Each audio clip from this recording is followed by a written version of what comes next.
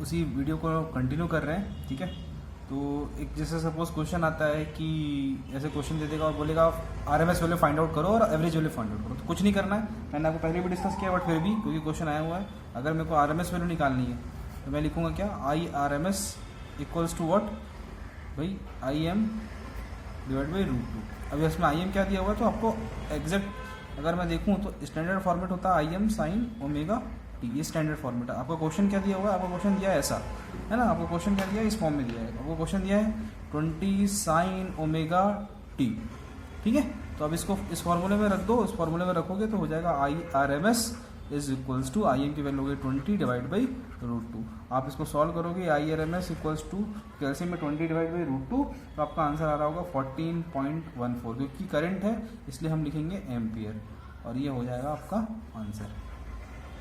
Clear है। वैसे ही अगर सेकंड एवरेज निकालना है, आई एवरेज अगर निकालना है मेरे को, तो आई एवरेज का फॉर्मूला होता है 2im डिवाइड बाई पाई, ठीक है, 2im डिवाइड बाई पाई। अब इसमें 2im डिवाइड बाई पाई रखोगे तो ये 2 का 2 हो गया, पाई का पाई हो गया, im की वैल्यू यहाँ से कितनी है 20 है। इसको जब सॉल्व करोगे आप तो आई एवरेज वैल्यू की कैल्सियम में सॉल्व करना, मेरे पास आंसर है, तो आप ऐसे सपोज 2 20 डिवाइड बाई, सपोज पाई की वैल्यू आप सपोज किसी को रखनी है, तो चाहे आप 22/7 रख लो या 3.14 रख लो, जो रखना है।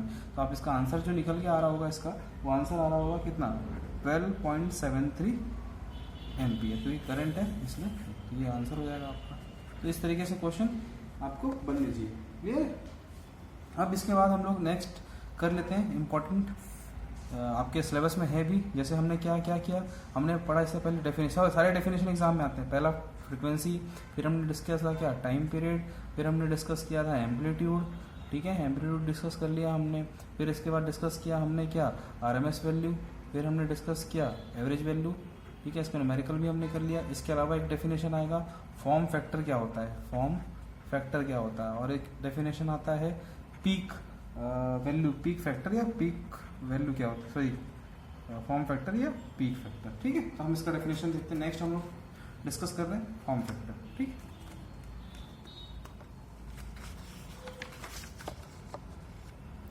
Next is form factor. तो फॉर्म फैक्टर कुछ भी नहीं है, ये रेशियो है दो चीज़ों का। फॉर्म फैक्टर क्या है, फॉर्म फैक्टर का डेफिनेशन रहता है कि it is the ratio, form factor is the ratio of क्या, average value to RMS value, sorry RMS value to average value. Form factor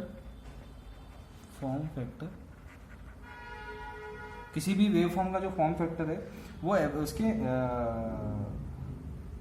RMS value से एवरेज वैल्यू का ratio होता है form factor.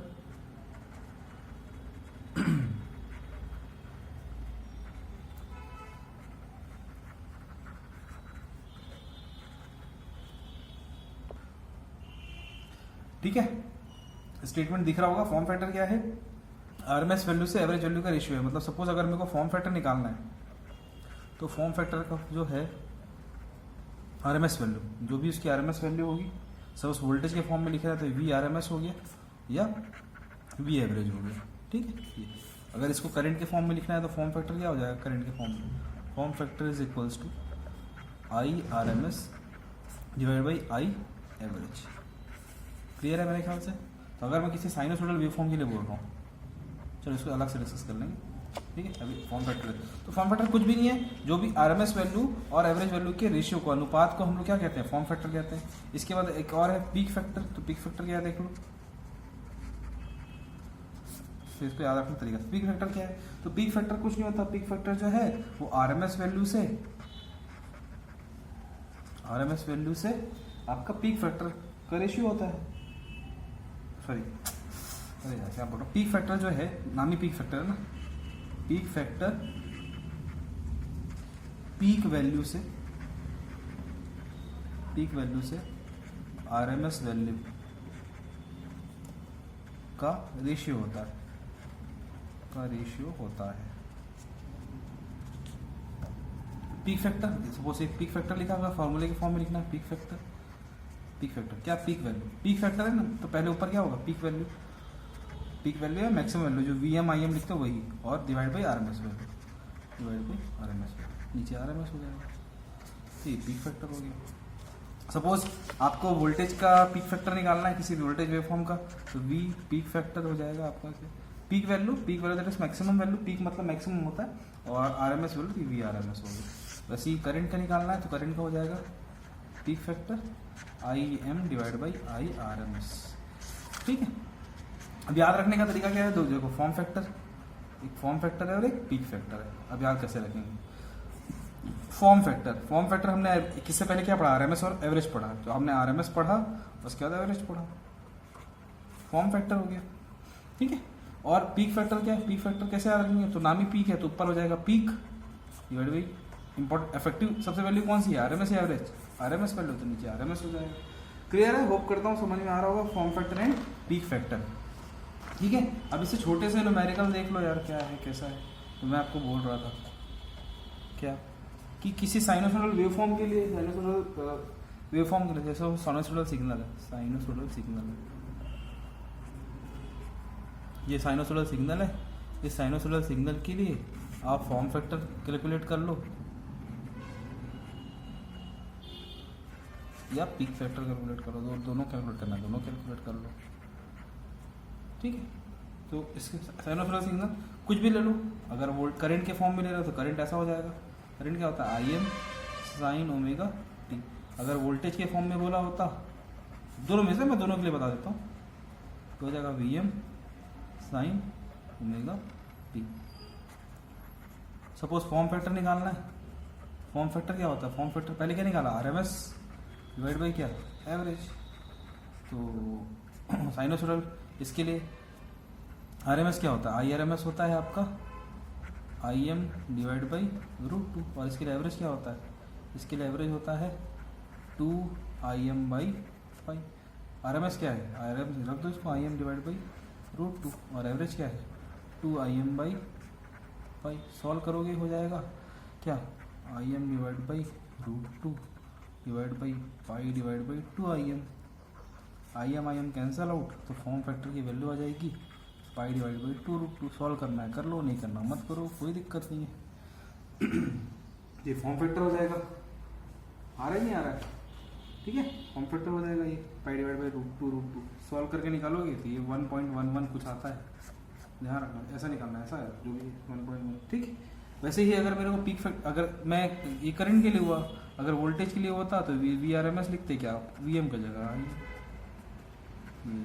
V average हो जाता 2VM by 5, तब भी answer same ही आना था। ठीक है, अब सपोज मेरे को सपोज क्या करना है, सपोज मैं पीक फैक्टर निकालना चाहता हूँ, तो पीक फैक्टर का फॉर्मूला क्या होता है, पीक फैक्टर नाम ही पीक फैक्टर है, पीक तो ऊपर पी क्या हो जाएगा, ऊपर हो जाएगा पीक और नीचे हो जाएगा RMS। तो पीक VM का VM कुछ नहीं करना, पीक मतलब पीक, VRMS क्या होता है VM बाई √2, तो √2 पलट के ऊपर गया, नीचे VM था, कैंसल आउट, आंसर क्या हो गया √2। तो पीक फैक्टर इसके लिए क्या हो गया √2। तो होप कर रहा हूँ समझ में आ रहा होगा। ठीक है, फॉर्म फैक्टर पीक फैक्टर बहुत इंपॉर्टेंट है, तो बहुत इंपॉर्टेंट डिस्कशन हमने किया, एम्पलीट्यूड देखा हमने, जो एम्पलीट्यूड फ्रिक्वेंसी आप और टाइम पीरियड आपको पता है, इसके अलावा क्या इंपॉर्टेंट था, RMS वैल्यू क्या होती है, एवरेज वैल्यू क्या होती है, फिर फॉर्म फैक्टर हमने देखा और हमने पीक फैक्टर देखा। एक बार फिर से रिवाइज कर रहा हूँ, what is RMS value, RMS value heating effect पर बेस्ड होता है। ठीक है, ये चार्ज ट्रांसफर प्रिंसिपल पर बेस्ड होता है। ठीक है ना, AC सिग्नल जितना ट्रांसफर कर रहा होगा चार्जेस बेसिस पर। फॉर्म फैक्टर अभी हमने डिस्कस किया, फॉर्म फैक्टर क्या था, नाम ही फॉर्म है, तो पहले हमने डिस्कस किया RMS डिवाइड बाई एवरेज, इसका फॉर्मूला हो जाएगा। और पीक फैक्टर का नाम ही पीक फैक्टर है, तो पहले पीक VM और नीचे हो जाएगा RMS। तो ये हुआ आपका बेसिक डेफिनेशंस जो होते हैं AC फंडामेंटल के। इसके बाद हम लोग AC सर्किट में आ रहे होंगे। आपके एलिमेंट्स हैं क्या, रेजिस्टेंस है ना, आपके एलिमेंट होते हैं रजिस्टर एक एलिमेंट है। ठीक है, फिर आपका इंडक्टर एक एलिमेंट है। ठीक है, L से रिप्रेजेंट करते हैं, कॉइल जिसको बोलते हैं इंडक्टर। फिर आपका क्या है, कैपेसिटर एक एलिमेंट है, कैपेसिटर एक एलिमेंट है C। ठीक है, इन सारे एलिमेंट में हमको क्या करना है, अब AC सोर्स देना है और देखना है कि इन सारे एलिमेंट में जब हम AC सोर्स दे रहे होंगे, ये एलिमेंट सारे कैसे बिहेव करते हैं, ये एलिमेंट सब के सब कैसे बिहेव करते हैं, हम देख रहे होंगे कि कैसे वेवफॉर्म बना रहे होंगे। तो कैसे आपके सिलेबस में लीड और लैग का कंसेप्ट है, पावर फैक्टर का कंसेप्ट है ना, पावर फैक्टर का कंसेप्ट आपको पढ़ना है।